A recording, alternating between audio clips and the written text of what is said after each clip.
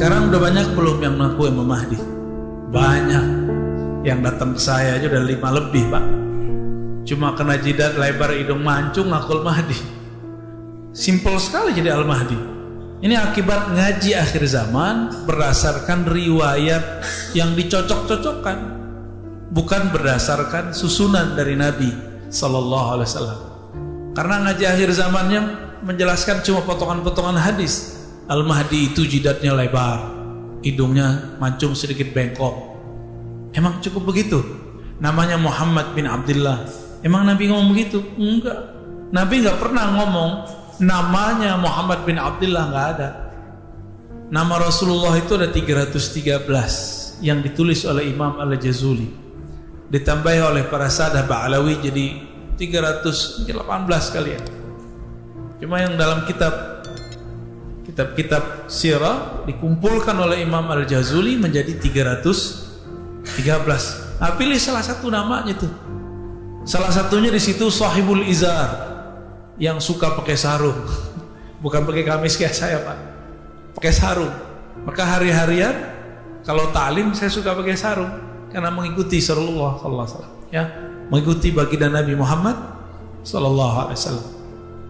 Wa hatta yuqbadul ilm, sehingga terjadi pencabutan ilmu dengan matinya para ulama. Udah banyak belum ulama mati? Selama pandemi udah berapa banyak kiai wafat? Udah hampir 1000 apa lebih? Kalau hitungan saya lebih udah lebih, Pak. Indonesia aja, mau NU, Muhammadiyah, mau dari golongan mana, itu sudah 1000-an. Jika masing-masing baca kitab, kemampuan bacanya luar biasa, anggaplah masing-masing, gak usah tinggi-tinggi, masing-masing menguasai 10 kitab. Kalau 1000 udah berapa orang tuh, Pak? Udah banyak masalah kita nanti yang tidak terjawab. Tapi tidak usah khawatir, Allah tidaklah mengambil satu ilmu, mengambil seorang wali kecuali menyediakan wali penggantinya. Itu kabar gembiranya, siapa penggantinya itu masalahnya. Belum tentu kita ketemu, ya. Wa yaksuruz zalazil, banyak gempa. Nah, ini udah deket-deket kiamat nih. Tapi sebelum terjadi pembayatan Imam Al-Mahdi yang besar di Mekah sana, ini terjadi gempa besar nanti. Besarnya saya nggak tahu, Pak, berapa. Cuma kalau dari syarah masyayikh kita, kalau biasa antum dengar paling tinggi berapa? Kira-kira 2,5 kali lipatnya lah. Hancur, Pak, yang di Mekah itu. Itu bangunan-bangunan yang ada di sekitar Masjidil Haram hancur nanti itu. Itu bayangannya kan sudah nutupin Masjidil Haram, Pak. Benar nggak? Walaupun atasnya bulan sabit Allah gitu ya, tetap aja Rasulullah nggak menginginkan itu. Belum nanti kalau kita tanya itu duitnya dari mana tuh, bunga doang kali ya.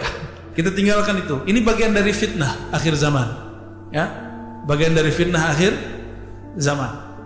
Wa yataqarabuz zaman, waktu terasa pendek. Taqarab, dekat sekali. Kayaknya baru kemarin saya nggak bisa ngisi waktu kita keluar kota ke Pekanbaru awal bulan, Pak, ya. Sekarang udah nyampe aja akhir bulan. Bentar lagi udah 40 hari aja rasanya, Pak. Tapi nanti jika keluar Dajjal, masa dia sama seperti zaman dia dulu keluar di zaman Sayyidina Musa, 40 hari. Tapi rasanya seperti 40 tahun. Kuat kan tuh? Menegangkan, Pak, nanti. Aneh nggak tahu nih, antum masuk kemana ntar nih? Masuk tentara Dajjal atau tentara Al-Mahdi? Dua aja ntar tuh. Dua aja, Pak, ntar. Satu kelompok Dajjal, satu kelompok Mahdi. Dan yang menyedihkan sekali, mereka saling bertakbir ketika perang. Kelompok Dajjal bertakbir, kelompok Mahdi bertakbir. Loh, siapa yang bersama Dajjal? Itulah yang disebut dengan Khawarij. Kelompok apa? Khawarij. Menghalalkan darah umat pakai ayat-ayat. Ayat itu untuk orang kafir, dia pakai untuk sesama muslim. Nah, dan ini mulainya dari hal yang kecil-kecil. Bibitnya sudah muncul sekarang di Indonesia. Mulai mengharamkan maulid Nabi, dan mengatakan maulid Nabi itu menyerupai Nasrani. Kalau menyerupai Nasrani kufur nggak? Ada nggak maulid serupa sama Nasrani? Itu kan suuzon aja Pak, dan sudah mulai setiap tahun kita jelaskan, udah kita jawab, nggak paham juga deh, kadang nggak mau dengerin kita. Kemakmuran Baitul Maqdis adalah kehancuran Yathrib. Yathrib itu nama kota Madinah. Madinah itu sebelum Nabi datangi disebut dengan Yathrib. Wa kharabu Yathrib khurujul malhamah. Jika Madinah sudah runtuh, sudah hancur, siap-siap terjadi malhamah kubra, perang dunia ketiga. Perang dunia kedua udah ya. Kalau antum tiap hari perang dunia ya, sama pasangan ya. Wa khurujul malhamah fathul Konstantiniyah. Terjadinya perang dunia terakhir itu adalah awal terbukanya gerbang Konstantinopel kesekian kalinya. Wa fathu Konstantiniyah khurujud dajjal. Jika itu sudah ditaklukkan, itu arah ke Eropa maksudnya. Ini kabar gembira plus kabar buruk. Apa kabar gembiranya? Berarti bakal dibebaskan. Kabar buruknya apa? Apa kabar buruknya? Kapan? Benar nggak? Ingat, ini antum ingat-ingat nanti kalau umur kita panjang. Gerakan Al-Imam Al-Mahdi tidak pernah memberontak suatu negara. Gerakan Al-Imam Al-Mahdi persis seperti Nabi diminta hijrah ke Madinah, diminta atau Nabi ekspansi. Yang mana yang benar? Apa? Bahasa Arabnya fathu. Al-Fath. Al-Fath itu dibuka, bukan perang. Nggak ada perang. Nabi dari Madinah ke Mekah itu gimana? Perang? Nggak juga. Maka gerakan Imam Mahdi akhir zaman tidak ada namanya memberontak ke satu negara, nggak ada. Jadi khilafah ala minhajin nubuwah bukanlah pergerakan pemberontakan, bukan. Ini perlu diingat-ingat. Nggak ada ceritanya gerakan Imam Mahdi itu memberontak, itu nggak ada. Nanti, inilah yang paling inti di sini. Jika terjadi perang ini terjadi kapan? Al-Malhamah Al-Uzma atau Al-Malhamah Al-Kubra disebutkan dalam hadis Imam Tirmizi, antara Malhamah Uzma, penaklukan Konstantin, dan Khurujud Dajjal itu cuma 7 bulan. Di riwayat lain 7 tahun. Tapi kalau riwayat Imam Tirmizi berapa? 7 bulan. Di riwayat Abu Daud, antara perang dengan penaklukan Madinah itu 6 tahun. Wa yakhrujud dajjal fi sabi'ah, lalu keluarlah Dajjal. Ini kita sebutkan tahapan-tahapannya, bahwa sebelum Dajjal Mahdi muncul mereka sudah ada. Beberapa ulama kita sudah dikasih visi dan mereka bisa melihat. Beberapa sudah mimpi, beberapa sudah mengalami pengalaman rohani, bertemu dengan sosok Al-Mahdi, bertemu dengan sosok Dajjal. Udah ketemu Pak. Beberapa mereka udah melihat di mana si Dajjal itu, di mana Imam Mahdi itu. Jadi sosoknya sudah ada. Tapi kapan Allah keluarkan dua-duanya? Maka terjadilah perang besar dulu yang disebut Al-Malhamah Al-Kubra. Tapi di perang Malhamah itu sebenarnya Imam Mahdi sudah keluar, cuma belum semua orang tahu. Dajjal pun sudah bergerak, tapi di belakang layar. Al-Mahdi itu presidennya, pemimpinnya para wali. Pasti dia paling tenang di saat semua orang ribut, semua orang cemas.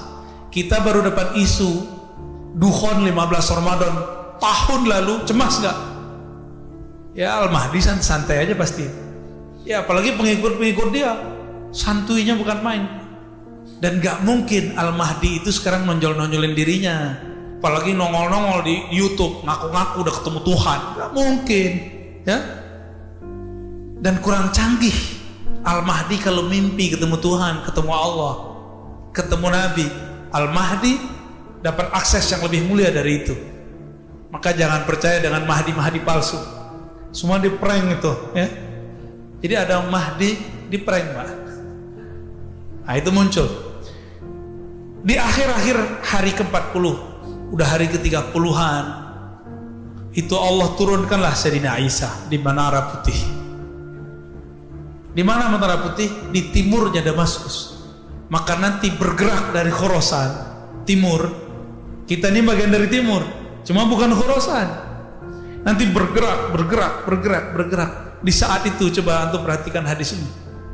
Hal la taqumu sa'ah hatta yaghzuha 70,000 min Bani Ishaq.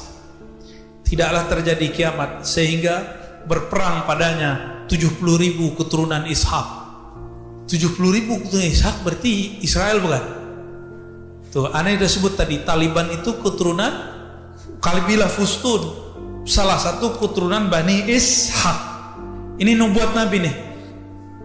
Maka jangan mau dia bawa bendera la ilaha illallah, mau dia bawa bendera apa, yang penting dia keturunan Bani Ishaq. Mereka nggak nolak apa? Mereka nggak nolak kalau mereka keturunan Ishaq.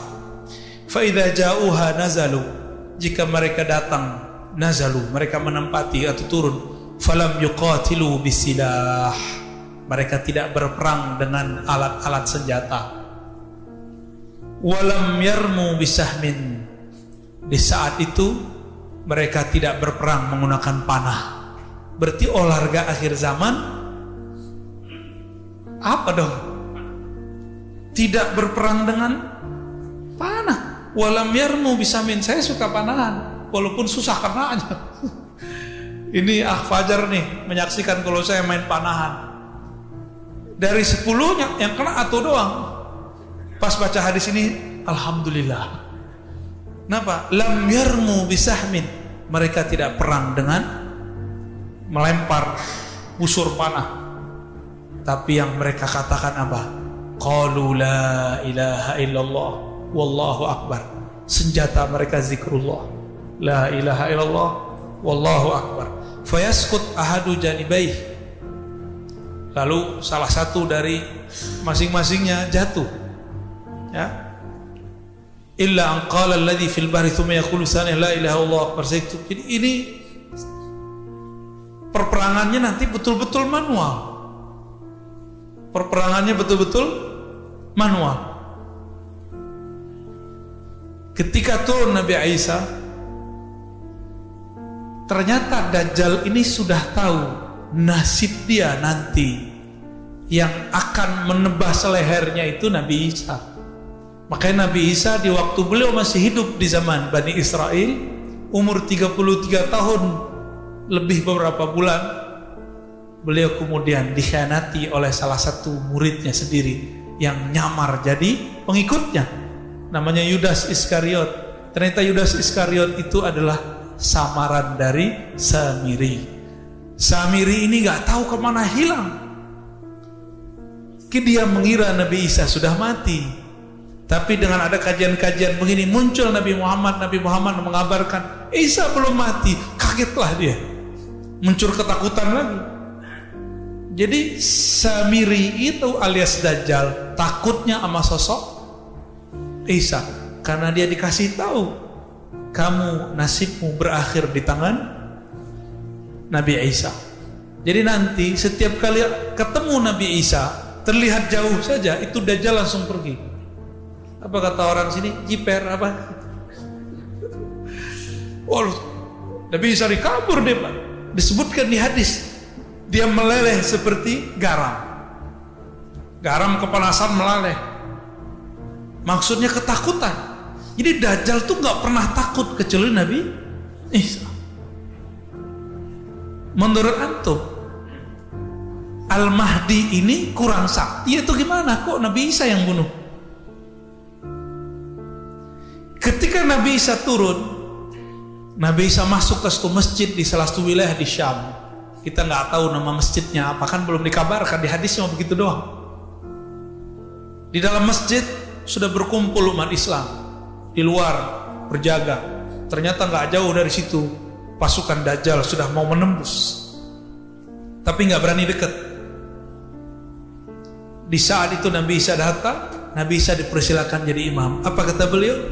Tidak, engkaulah yang jadi imam, wahai Mahdi. Coba bayangin, wali dari Nabi Muhammad, keturunan Nabi Muhammad, jadi imam di belakangnya Nabi Isa. Kok bisa? Nabi Isa nanti statusnya bukan sebagai nabi, statusnya sebagai wali. Karena Nabi bersabda, la nabiyya ba'di, tidak ada lagi nabi setelahku. Jika ada nabi turun setelahku, pangkatnya bukan sebagai nabi, pangkatnya sebagai wali. Nanti ada penyerahan pedang senjata khusus, kita nggak tahu senjatanya apa, dari Sayyidina Al-Mahdi kepada Sayyidina Isa. Pedang itulah kemudian alatnya Nabi Isa untuk menggorok Dajjal. Ini Dajjal itu digorok dengan apa aja nggak mati-mati. Tapi jika pedang ini sudah diserahkan, berarti sudah ada skenario orang dalam Al-Mahdi berhasil di tengah Dajjal. Sebagaimana orang Dajjal disisipkan ke Al-Mahdi, kan Allah khairul makirin, Allah sebaik-baik yang berkonspirasi. Tentu juga ada orang Al-Mahdi di sekitar Dajjal. Nanti mereka kode-kodean Pak secara batin. Siap. Barulah Sayyidina Isa mengejar kemanapun Dajjal pergi. Disitulah terbirit-birit mereka bergerak bersama Al-Mahdi, Isa, Al-Mahdi, Isa. Bahkan disebutkan ada riwayat Khidir dan Ilyas, semuanya bergabung. Betapa canggihnya Al-Mahdi.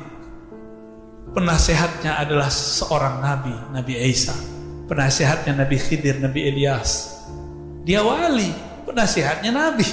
Kira-kira gimana tuh? Itulah beruntungnya umat Nabi Muhammad sallallahu alaihi wasallam. Benarlah hadis walaupun dhaif menurut ahli hadis. Ulama ummati ka anbiya'i bani Israil. Ulama umatku seperti nabinya Bani Israel. Setara secara tugas, walaupun secara makom itu lain cerita. Maka sahabat-sahabat dimulakan Allah, nanti ini bakal terjadi dalam waktu menjelang kesananya cepat. Tapi kalau sudah terjadi perang nanti, kita nggak ada handphone, ya. Jangankan handphone, nanti pedang aja susah dipakai, panah aja susah dipakai. Tapi nanti ada perang, kekuatan batin, kekuatan alam. Dan saya sudah pernah cerita di sini. Nanti pohon-pohon, gunung-gunung, batu-batu, semuanya membisikkan kepada orang Islam, wahai Muslim, di sini ada Yahudi, di sini ada musuh Allah. Benar gak? Itu antum bisa nggak mendengar pohon ngomong? Kalau nggak ngerti ilmunya bisa kabur kan? Atau bisa gila-gila sendiri? Itulah ilmu yang dulu dimunculkan kepada baginda Nabi SAW ketika Nabi jalan-jalan di Mekah. Itu bukit-bukit bebatuan, itu nyapa Rasulullah, Assalamualaikum ya Rasulullah. Nabi masuk ke Madinah, banyak pohon, itu pohon-pohon patuh sama Nabi. Itu ngomong pakai bahasa lisan atau pakai bahasa rohani? Rohani Pak. Kalau Bapak coba pakai bahasa lisan, coba aja pohon tuh ngomong, ya, saya jamin gagal. Tapi Allah mengatakan, dengan apa kita berdialog dengan alam? Nah, ini kata kunci. Tidaklah ada sesuatu, wa in min syai', tidaklah ada sesuatu kecuali yusabbih, bertasbih. Sabbaha lillahi ma fis samawati wal ard, bertasbih apa yang di langit dan apa yang di bumi. Maka belajarlah mentasbihkan badan kita, mentasbihkan batin kita. Maka nanti kita akan bisa berdialog dengan bahasa-bahasa tasbih alam semesta. Baru bisa ngerti Pak nanti mereka ngomong apa. Maka nanti walaupun kelompok Al-Mahdi ini sedikit, tapi tentaranya itu alam. Air berbicara, pohon berbicara, batu berbicara, kecuali ada satu pohon namanya Al-Gharqad yang sekarang sudah ditumbuhin mereka, ya.